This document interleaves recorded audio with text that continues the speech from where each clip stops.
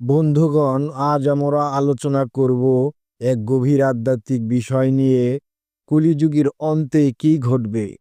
হিন্দু শাস্ত্র, বিশেষ করে পুরাণ ও মহাভারতের নানা বর্ণনায় কলিযুগের শেষ সময়ের একটি ভয়াবহ কিন্তু বাস্তব চিত্র পাওয়া যায়।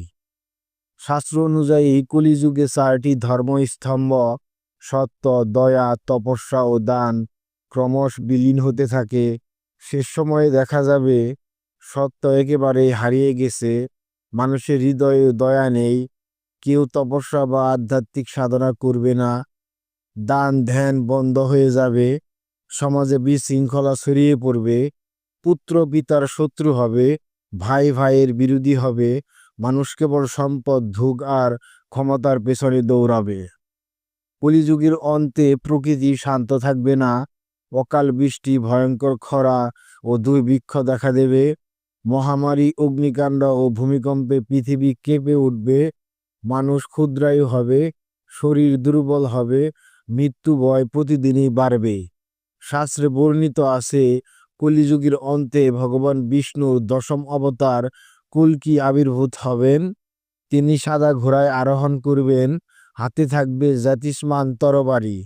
কল্কি অবতার পৃথিবীতে ছড়িয়ে পড়া অসুর, দুষ্ট রাজা ও অধার্মিক শক্তিকে ধ্বংস করবেন, ঠিক যেন অন্ধকার রাতের শেষে সূর্যের উদয়। কল্কি অবতারের আগমনের পর পৃথিবী আবার শুদ্ধ হবে, ধর্মের পুনঃপ্রতিষ্ঠা ঘটবে, শান্তি ফিরে আসবে। এরপর শুরু হবে নতুন সত্যযুগ, যা যুগচক্রের প্রথম এবং পবিত্রতম অধ্যায়। তাহলে বন্ধুগণ, কলিযুগের শেষ সময় মানে ধ্বংস নয়, বরং এক নতুন সূচনার পথ। যেমন ভগবান শ্রীকৃষ্ণ গীতায় বলেছেন, যখনই অধর্ম বেড়ে যায়, আমি তখনই যুগে যুগে আবির্ভূত হই। তাই আমাদের কর্তব্য, যতই কলিযুগ এগিয়ে যাক, আমরা যেন ধর্মে স্থির থাকি, সত্যকে আঁকড়ে ধরি এবং ভগবানের আশ্রয় নেই। আশা করি আজকের আলোচনা থেকে আপনারা কলিযুগের শেষ সময় নিয়ে কিছু ধারণা পেলেন।